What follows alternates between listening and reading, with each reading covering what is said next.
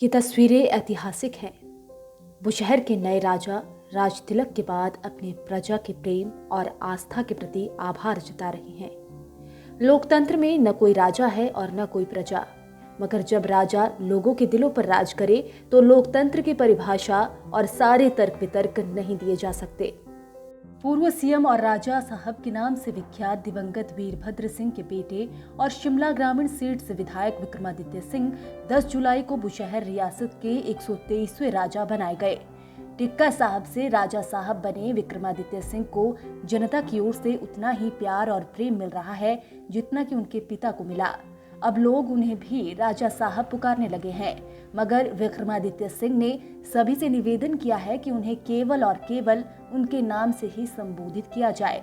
उन्होंने social media के माध्यम से कहा है कि मैं आप सबके साथ जुड़ा रहना चाहता हूं और राजा का खिताब कहीं न कहीं दूरियां बना देता है।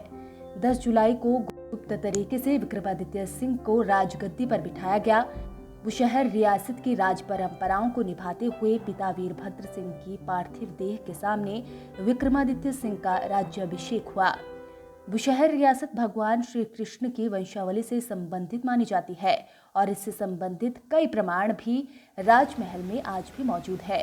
हिमाचल में जो तस्वीरें 8 जुलाई से 10 जुलाई तक शिमला से रामपुर तक देखी गई, वो भारतीय लोकतंत्र में कहीं और नहीं देखी गई होगी।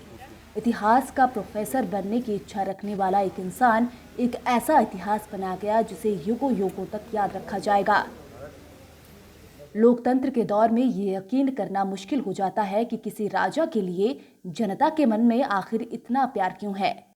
मगर इस सवाल के जवाब में वीरभद्र सिंह के जनता प्रेम के किस्से एक नहीं सैकड़ों है।